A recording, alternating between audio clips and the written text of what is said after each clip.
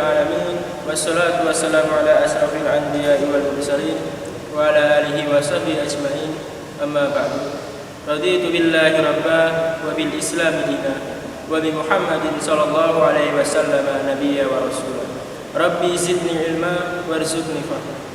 Alhamdulillah, puji syukur kehadirat Allah Subhanahu wa taala sehingga kita dapat menuntut ilmu pada kesempatan kali ini.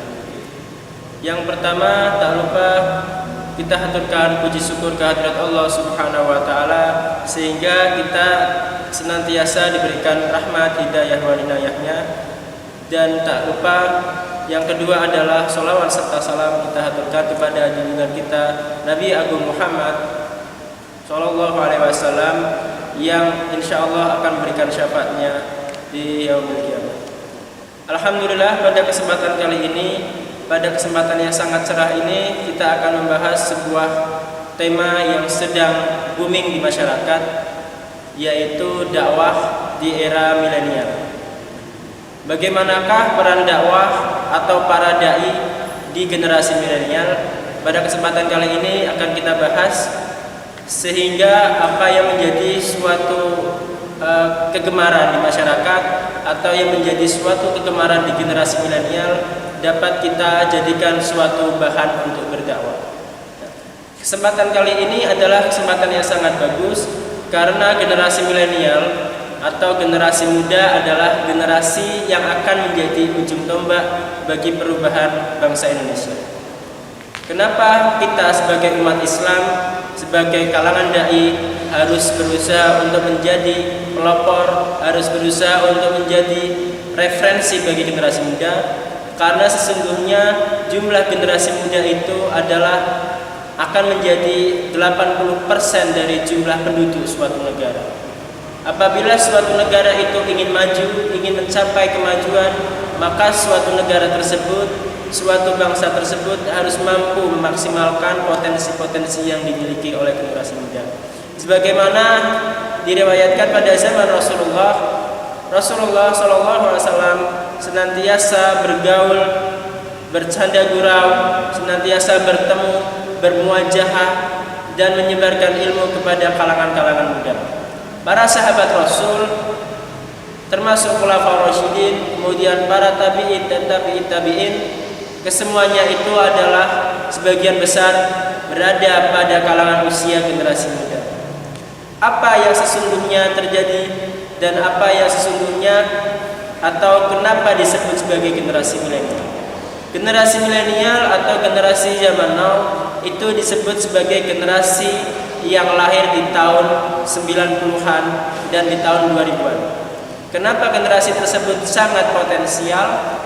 Karena mereka adalah memiliki jumlah lebih besar, memiliki daya tangkap lebih cepat, memiliki daya untuk berjuang lebih giat dan hal-hal manfaat lainnya.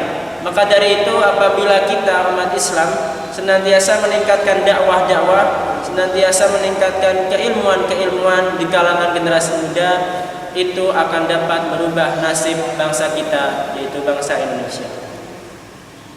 Sesungguhnya telah dinyatakan oleh Ustadz Adi Hidayat LCMA, beliau menyatakan bahwa pemahaman keislaman di generasi zaman now itu akan menjadi lebih baik apabila kita sebagai generasi yang di atasnya atau generasi senior itu bisa memberikan contoh-contoh keislaman yang baik kepada generasi muda. Generasi muda itu adalah bagaikan cerminan. Apabila kita sebagai generasi yang lebih tua, sebagai generasi yang senior itu memberikan cerminan nilai-nilai dasar keislaman yang bagus, itu akan dijadikan patokan, akan dijadikan tolak ukur bagi generasi muda bagaimana dalam mengarungi kehidupan, terutama kehidupan di dunia dan untuk mencapai target kehidupan di akhirat. Sesungguhnya setiap manusia itu pasti akan mengalami perbedaan generasi, sudah pasti itu. Menurut teori-teori barat bahwa setiap generasi itu memiliki suatu keunggulan. Sebut saja pada zaman dulu ada yang disebut sebagai generasi baby boomer atau generasi kalangan tahun 80-90. Nah, sedangkan generasi milenial itu memiliki keunggulan lebih berbeda dibandingkan generasi baby boomer.